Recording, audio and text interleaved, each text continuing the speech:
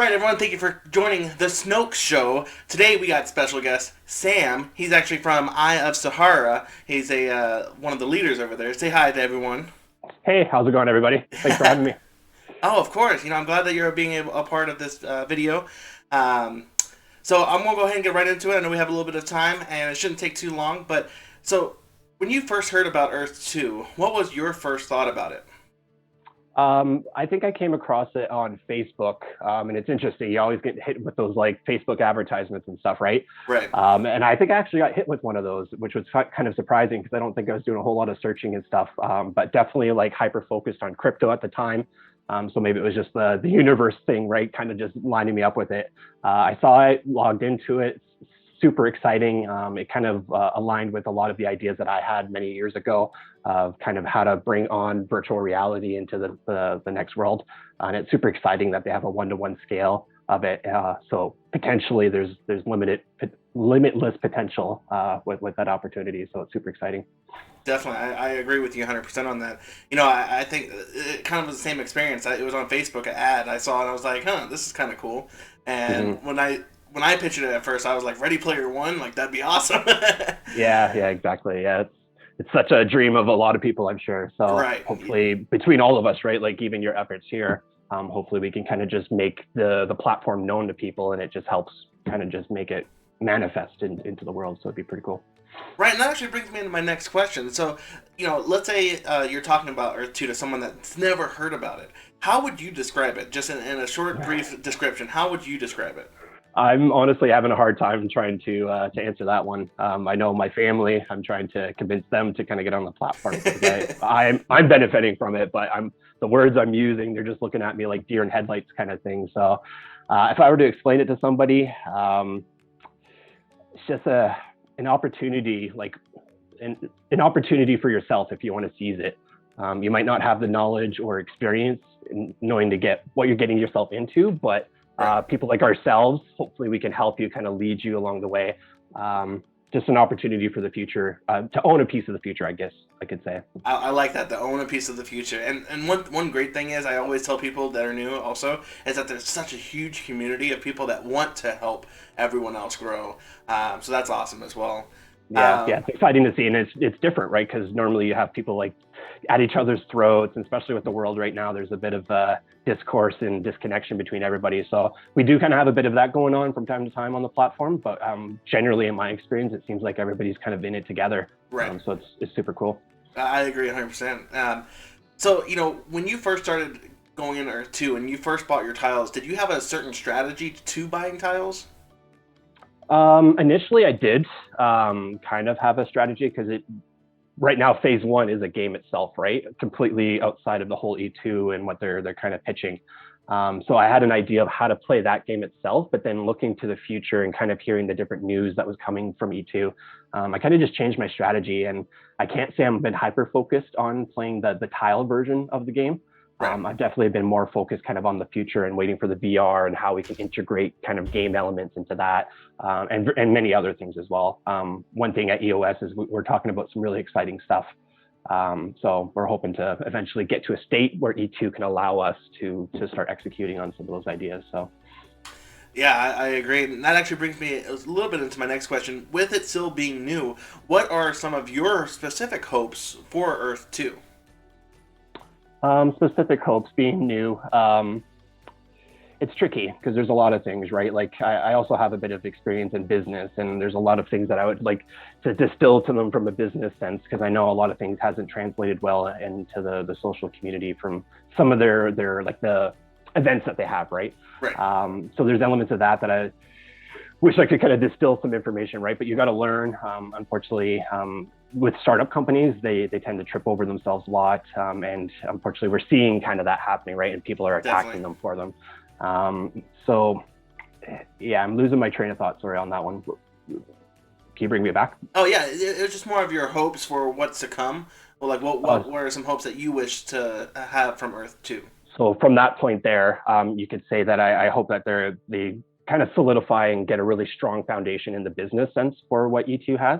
And then I really hope that they can kind of open up the development for the game itself. Because in my experience, I've connected with so many different people on the E2 platform, and they have so many great ideas and a lot of skill sets too, right? Right. So if it can be kind of like an open dev community where we can develop these buildings or games or what have you in the E2, it might actually help E2 and give people a reason to get invested in the game, right? So that's kind of some of my hopes, is that just they open the platform up to more people that have the skill set to be able to help them in the process, which they're kind of doing. We're seeing that Right. process a little bit, right? So I don't want to be super negative on them. They are doing a lot of stuff. They're doing amazing stuff. I'm super happy with their progress. I know a lot of people probably don't share my same views, but again, you got to learn and you got to trip. And from those failures, they have been learning, and that's the most important thing. Right, and that's one thing with Earth 2. I mean, it is new, and there are the developers. They're still learning as we're growing as well. You know, and that kind of leads me into the next topic, virtual terrain. They actually released a couple videos so far about their virtual terrain system. What do you think of the videos that were released? I initially, when I saw them, I was super excited. It's going to sound silly, but I do think I was a little teary seeing it. Not so much for what I was seeing in the moment, but the potential of what it's to come, right? Right. And that's what I was getting really kind of emotional about. And obviously, it's still kind of the early stages of the game. But just to kind of see this is the bare minimum that we're going to be dealing with was really cool to see. And obviously they were holding back a lot of things which people were expecting to see and stuff. So for me, it was plus. I love the videos, great progress, especially the last one with the Easter eggs and the buildings popping up. I was not expecting the buildings to pop up, and I was just like, wow, this is so awesome. Yeah. I and do that hope Jeep in there. Oh, exactly, yeah. But I do hope the next video we maybe see some water terrain type stuff happening. Right. But again, I don't want to put too much pressure on the guys and girls over there. So yeah, for sure. Yeah, sorry. No, definitely. So, you know, speaking of the Easter egg video, were you able to find any of them?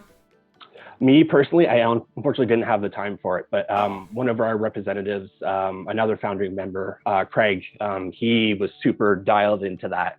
And I know he found some stuff pretty quickly there with his busy schedule. So that was super cool to see somebody on our team kind of be able to find some of that stuff, right? I would have loved to get into it. I know myself as a media developer and producer, I got like the keen eye for pixels and stuff like that. But Nice. literally, I watched the video once just for kind of just to take it in and see the buildings and stuff. But I couldn't get invested in the Easter eggs as much as I'd like to. Great idea, love the idea, and I hope that maybe we can take some of that idea and apply it to our EOS city in the virtual reality potentially, and maybe even now as certain promotions, right? Right. We could maybe see, maybe awesome if E2 gave us something that we can be like, hey guys, we're hiding these things in our tiles in this general area, right? And it might attract people to that area potentially. Yeah, that is true. Who knows? So You know, I remember the first time I watched it, I was like, okay, I thought the Easter eggs were going to be hid in Earth2.io, like on the grid.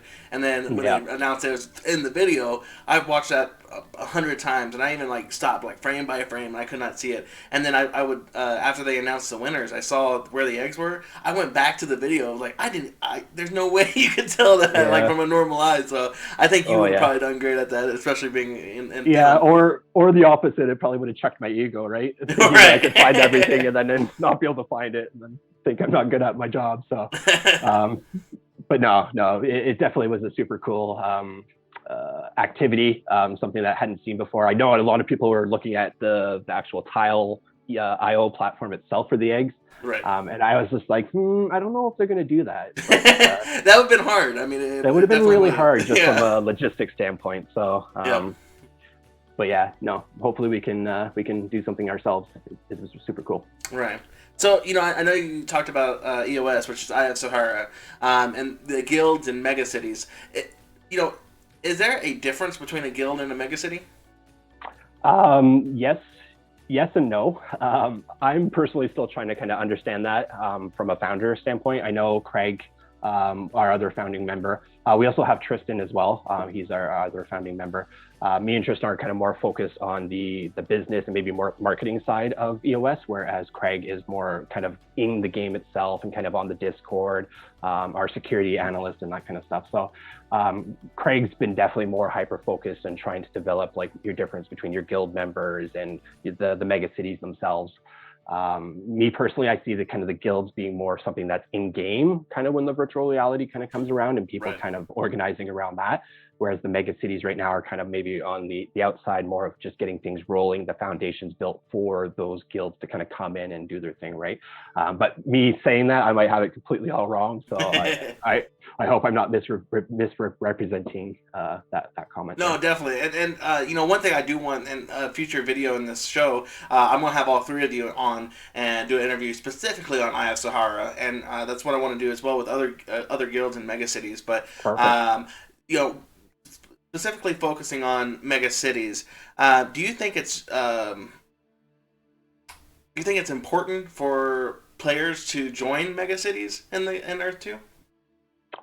I think it's important. It's not necessarily needed, but I do feel by you seeking out a mega city and kind of finding one that kind of like aligns with your core values, or maybe kind of the things that just speak to you. It's community, right? And being part of a community just is something that we as humans want to be a part of, right? And there's just so many different types of communities and different types of offerings. And what's really cool is like you might be associated with one, but you can be a part of another one, and maybe some of those cities might be talking directly to each other. Right.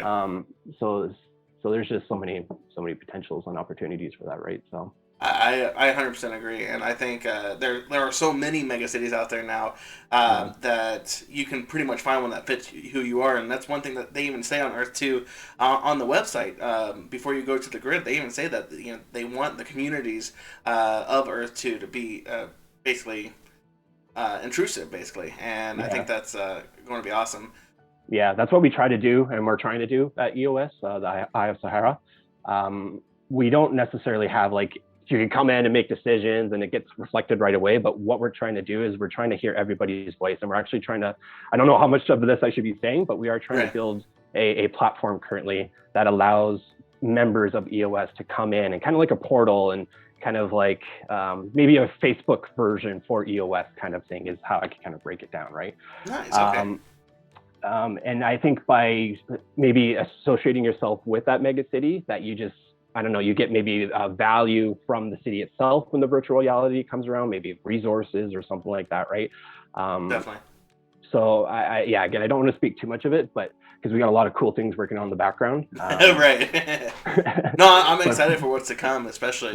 So that's awesome. For sure. But just to answer it, it's definitely, I think it is important, just if you are looking to play the game for virtual reality, it's definitely very important to get yourself associated with a mega city, or just reach out to mega cities and just kind of get involved in that world.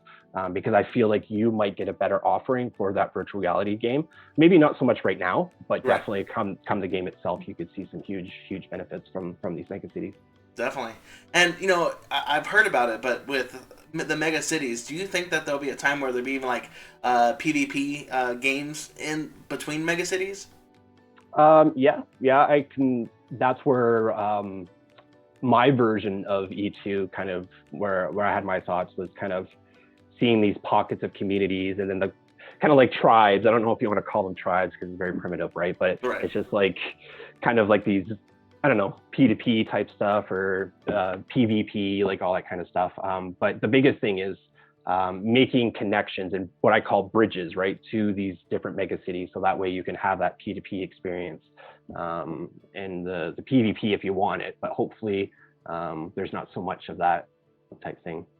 I don't know if I answered the question correctly. I might have. No, you answered it perfectly. I think that's a great. And again, this is just your opinion on it, and that's what I'm talking to you about. So I do have one last question. It is called This or That. Okay. So first of all, what is your favorite song? My favorite song. Holy moly. Yeah, going a little bit personal on this one. I can't narrow it down, dude. That's a hard question. Like top of your head, just pick one random song that you love listening to, and every time you hear it, you like jam out. Lately it's been it's crazy to say, but it's been that Fortnite jam. Okay. What's it called? YouTube in it here. Right. I don't know what it is. I started playing Fortnite with my buddies, and then this started playing, and I can literally jam to the song 24 hours if I wanted to. Flip Reset. It's a pretty hype song. Okay. Yeah, pretty hype. So, I'm gonna ask you this or that scenario. So there's two scenarios, and you got to choose one scenario based off of this song, and it's called flip or set, right? Flip reset. Yep. Oh, flip reset. Okay, perfect. Yep. So this scenario, you can never listen to this song again, and you can never think of the lyrics, but you barely recall the rhythm and the beat of it, but you can never actually listen to this song ever again. Or that scenario, you can listen to it whenever you want, but every time you listen to it, you are distracted constantly. Which scenario? This or that? The first one. The first one, where you can never listen to it again? yeah, I'm okay, because it's 24 hours. I'm probably good to go to not listen to it again. But for some reason, next day, I'm still listening to it. So right, I can probably let it go one of these days. We'll see. Maybe another week. Yeah, definitely. Well, I definitely thank you for joining the Snoke Show. We'll have, again, I know we'll have another interview talking about Eye of Sahara with you and the other leaders of that city. I'll actually drop a link of Eye of Sahara in the description as well, so that people can actually view it, because I think it's a wonderful city as well, and I actually have a few land plots in there as well. Perfect. So. That's cool. That's cool. Yeah. Well, there's still lots in the area, so yep. I think the last time I looked, I want to say we were $1.70 a tiled. So oh wow. It's kind of get out there a little bit, right? But it's not the $50 a tile thing yet. So definitely get in now while you can, right? So. But again, we're all inclusive, so definitely reach out to our Discord, check out our website, check out our showcase video. We just made one about ourselves. It's a pretty cool video. And yeah, thanks for having me on. Send me the link, and I'll add that to the description as well. Cool, yeah, we'll do. And yeah, thanks for having me on the show. Definitely, this is my first time kind of representing EOS to E2, so I plan on doing more of this. I've definitely been kind of hiding in the background a little bit. Not intentionally, just trying to get everything ready so that way when I do present myself that I can answer questions and really represent EOS positively. So thanks again for your time, and look forward to maybe chatting in the future there, especially with the other team members. We're gonna have a chat definitely. Awesome. Well, thank you again. Have a great rest of your day. Yeah, thanks a lot, man.